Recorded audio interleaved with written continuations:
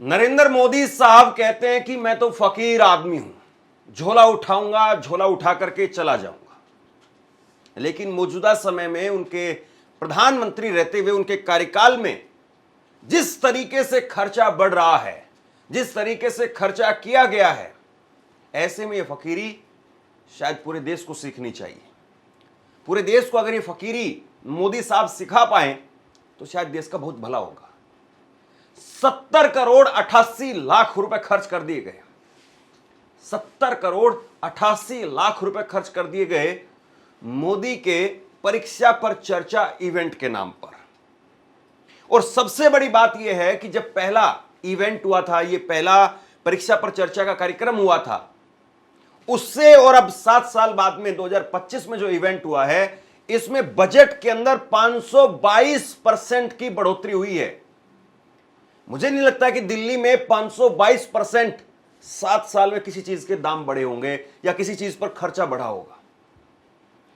एक ये पहलू है, आरटीआई से खुलासा हुआ है साल दर साल किस तरीके से सरकार खर्च करती चली गई, कहां कहां पर खर्च हुआ है। और सबसे बड़ी बात यह है, कोरोना के समय पर जब ऑनलाइन ये कार्यक्रम हुआ, जब बच्चे नहीं आए थे, ऑनलाइन ये कार्यक्रम हुआ, उस वक्त में भी सरकार ने करोड़ों रुपए खर्च कर दिए।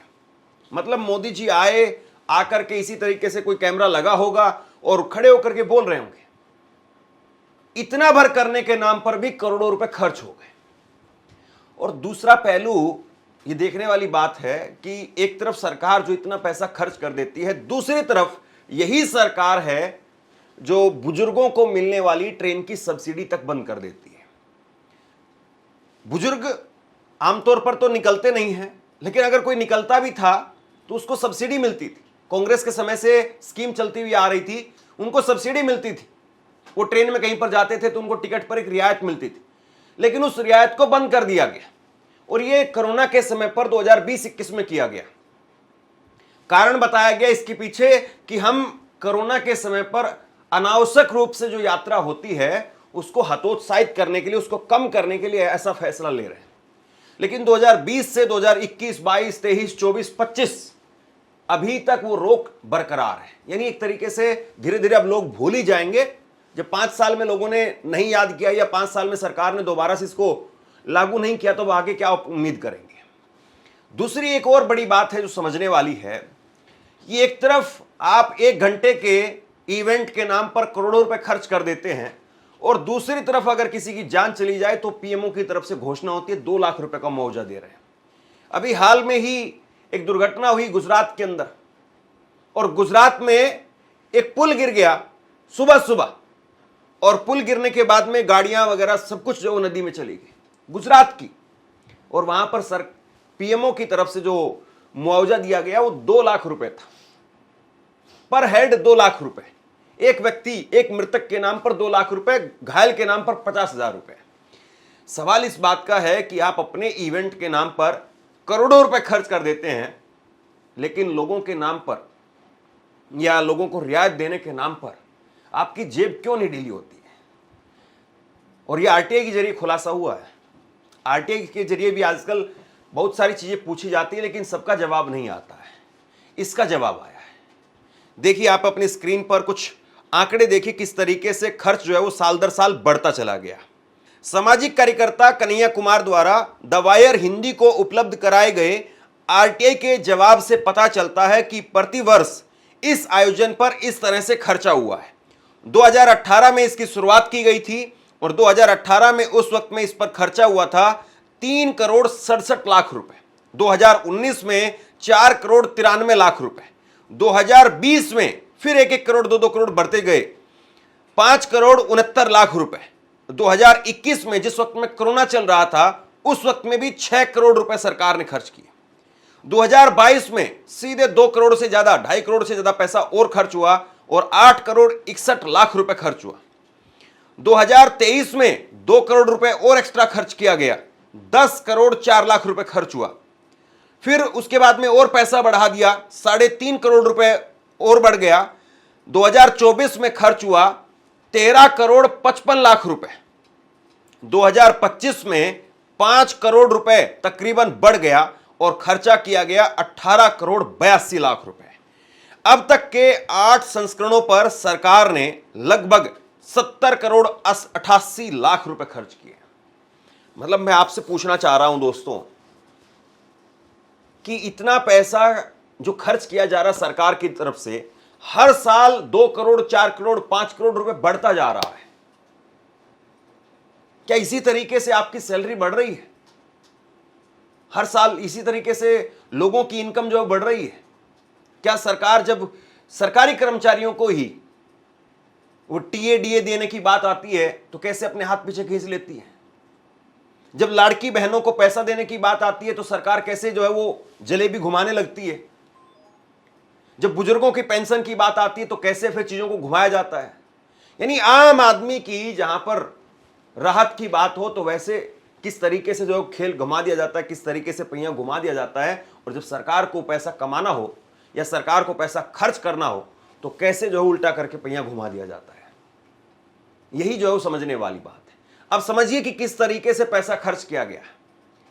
मोदी जी के प्रचार के लिए जो सेल्फी आप देखते हैं रेलवे स्टेशन पर, कई जगह पेट्रोल पंप पर भी सेल्फी लगी है, करीब 1111 सेल्फी पॉइंट लगाए गए और एक एक सेल्फी पॉइंट की कीमत जो 3D थी उसकी 1.5 लाख से ज्यादा। इस तरीके से करीब करीब 3 करोड़ रुपए सेल्फी पॉइंट पर खर्च कर दिए गए। दोस्तों कायदे से अगर आप देखें इस खबर को तो ये 2 करोड़ 5 करोड़ 10 करोड़ रुपए आप कहेंगे कि कुछ भी नहीं है, लेकिन आप सोचिए कि जहां पर जनता को राहत देने की बात होती तो कैसे सरकार कंजूसी करती है, और जहां पर अपनी बात होती है तो 1 घंटे के कार्यक्रम के नाम पर 18 करोड़ रुपए खर्च किए जा रहे हैं। देश में सरकारी स्कूलों की स्थिति क्या है, सरकारी स्कूल कैसे बंद किए जा रहे हैं। अब एक तरफ परीक्षा पर चर्चा करते हैं, दूसरी तरफ धरातल पर सरकारी स्कूलों की व्यवस्था सुधारने के नाम पर कितना खर्च किया जा रहा है, सरकारी स्कूलों को कितना हाईटेक बनाया जा रहा है। इस पर अगर आप जवाब पूछेंगे तो सरकार सन्नाटे में नजर आएगी।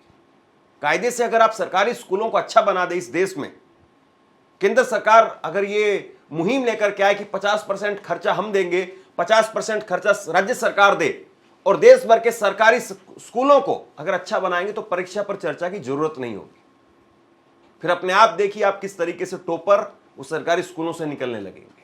प्रधानमंत्री नरेंद्र मोदी द्वारा स्कूली बच्चों से संवाद के वार्षिक परीक्षा पर चर्चा कार्यक्रम पर सरकार का बजट 7 वर्षों में 5 गुना से भी ज्यादा बढ़ गया। 2018 में इस कार्यक्रम के पहले संस्करण पर जहां 3.67 करोड़ रुपए खर्च हुए थे, 2025 में यह आंकड़ा बढ़ करके 18.82 करोड़ रुपए हो गया। यानी पिछले 7 साल में बजट में 522% की वृद्धि हुई है। जिस वक्त शिक्षा के क्षेत्र से जुड़ी कई अहम योजनाएं पैसों की कमी से जूझ रही हैं और हजारों छात्र परेशान हैं, तब परीक्षा पर चर्चा के तहत प्रधानमंत्री के सेल्फी पॉइंट देश भर में तेजी से लगाए जा रहे हैं।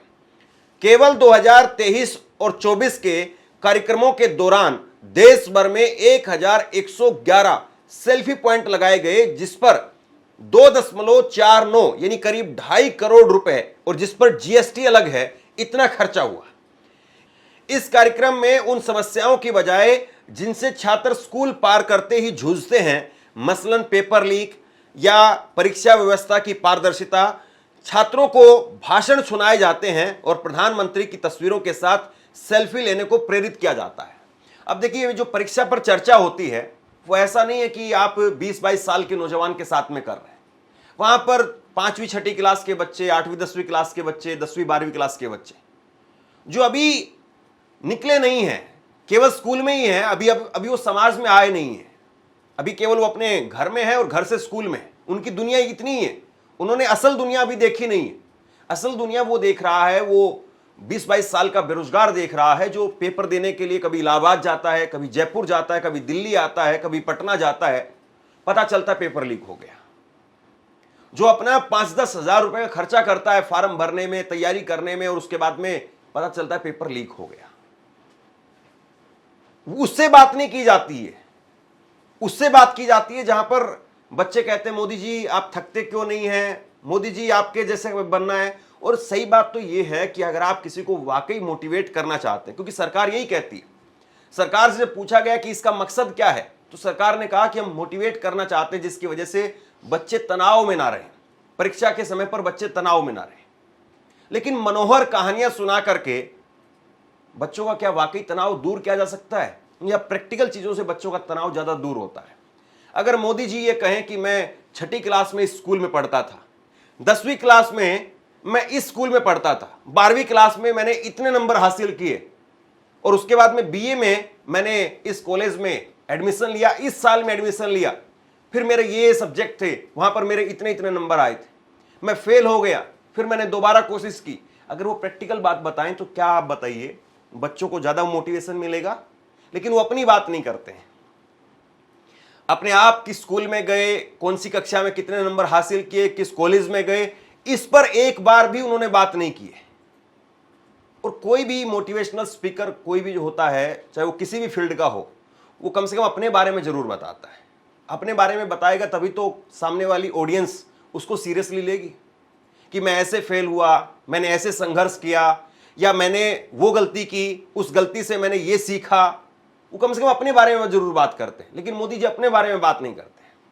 अगर बात करेंगे भी तो फिर वही पुरानी बात कि बचपन में चाय बेची थी, उसका कोई प्रैक्टिकल वो नहीं है। और बच्चों को चाय से क्या मतलब है? बच्चे तो बहुत सारे वैसे भी चाय नहीं पीते। तो कुल मिलाकर के परीक्षा पर चर्चा के नाम पर 70 करोड़ रुपए खर्च कर दिए गए, और इसका आउटकम क्या है? आप सोचिए जरा इस बात को। कहने को यह शैक्षणिक कार्यक्रम है, लेकिन यह इवेंट मैनेजमेंट पर टिका है। प्रतिवर्ष इवेंट मैनेजमेंट का खर्चा बढ़ता जा रहा है, जो 2024 में 6.5 करोड़ रुपए पहुंच गया था। गौरतलब है कि यह कार्यक्रम सिर्फ एक दिन में संपन्न हो जाता है, यानी पूरा खर्चा सिर्फ एक दिन का है। कोविड के कारण परीक्षा पर चर्चा का चौथा संस्करण 7 अप्रैल 2021 को ऑनलाइन आयोजित किया गया था। प्रेस इंफॉर्मेशन ब्यूरो की विज्ञप्ति के अनुसार उस दिन प्रधानमंत्री मोदी ने महामारी से उत्पन्न चुनौतियों के बीच ऑनलाइन भाषण के जरिए छात्रों और उनके परिवारों को प्रेरित किया था। इसके बावजूद उस ऑनलाइन आयोजन पर भी, यानी प्रधानमंत्री के भाषण पर 6 करोड़ रुपए खर्च हो गए। अब बताइए, ऑनलाइन कोई आदमी भाषण दे रहा है, उस पर भी 6 करोड़ रुपए खर्च हो जाए। ठीक है, मोदी जी का एक बड़ा सेटअप लगता है, कई कैमरे लगते हैं, कोई कहेगा कि उनकी रिसर्च टीम है, रिसर्च टीम का भी पैसा है, पीआर टीम है, पीआर टीम का भी पैसा है। ये क्यों करना है? कोई आदमी अगर वाकई बात करना चाहता है, उस आदमी की बातें अगर लोग वाकई सुनना चाहते हैं, तो 0 पैसे में ये काम हो सकता है। आप फेसबुक, यूट्यूब पर, ट्विटर पर, बाकी अन्य साधनों पर अगर आप लाइव आ जाएं और लाइव जो है वो अपनी बात करें, तो मुझे लगता है कि 1 रुपए भी खर्च नहीं होगा। ठीक है, आप रिसर्च के साथ में थोड़ी सी वीडियो को अच्छे एडिटिंग के साथ में करना चाह रहे हैं, तो उसके लिए भी कोई भी ढंग का एडिटर, एक वीडियो को अगर आप बात करें, अगर बहुत हाई क्वालिटी की वीडियो आपको एडिटिंग करवानी है, बहुत बढ़िया तरीके से कैमरा सेटअप वगैरह करवाना है, तो 1 लाख रुपए बहुत ज्यादा रकम मैं बता रहा हूं। हम लोग करते हैं इसलिए मैं बता रहा हूं। आप कैमरा जो सेटअप किराए पर ले सकते हैं, आपको खरीदने की जरूरत नहीं है। आजकल जो पॉडकास्ट आप देखते हैं वो 8-10 हजार रुपए में हो जाते हैं, एडिटिंग वगैरह भी वो करके देते हैं, कैमरामैन भी उनके रहते हैं। जो बढ़िया बढ़िया पॉडकास्ट आप देख रहे हैं वो 3 कैमरा सेटअप में 8-10 हजार रुपए में हो रहे हैं, खूब हो रहे हैं। आप उनको अपने घर पर बुलाइए, वहां पर करिए, आपके गेस्ट के घर पर बुलाइए, वहां पर करिए। लेकिन 6 करोड़ रुपए खर्च कर दिए गए। 6 करोड़ रुपए। जो काम 6,000 रुपए में हो सकता है, उस काम के लिए 6 करोड़ रुपए खर्च कर दिए गए। और फिर कहते हैं कि नहीं, फकीर आदमी है, हमें पैसा नहीं खर्च करना है, किसके लिए क्या करना है, दुनिया भर की बातें जो कही जाती है। किस काम पर कितना खर्च हुआ है इसको भी समझिए। सभी संस्करणों के खर्च का विस्तृत ब्यौरा तो उपलब्ध नहीं है, लेकिन कुछ जानकारी मिली है। जैसे 10 फरवरी 2025 को दिल्ली के भारत मंडपम में आयोजित परीक्षा पर चर्चा के 8वें संस्करण में करोड़ों रुपए खर्च किए गए। सरकार के मुताबिक इस दौरान event management, media production, ground activation, live streaming और भोजन आदि पर 14 करोड़ 21 लाख 99,125 रुपए खर्च कर दिए गए।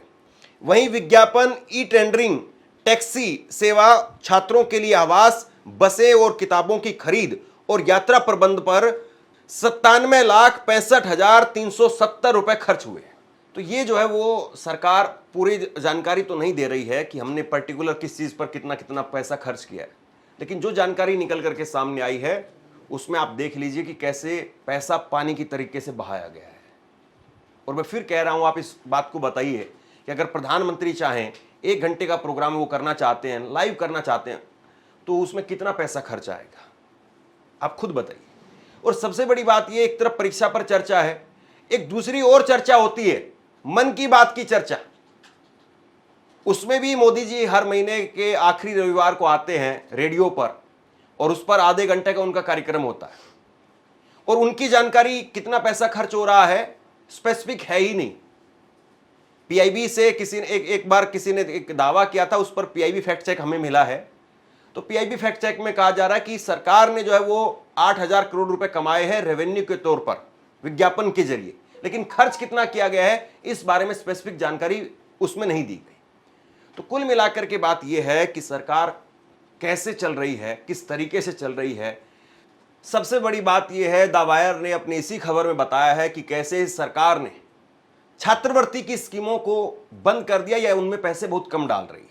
मौलाना आजाद नेशनल फेलोशिप के तहत पीएचडी कर रहे अल्पसंख्यक अभ्यर्थियों को 2024 से मिलने वाली जो छात्रवृत्ति है उस पर रोक लगा दी गई।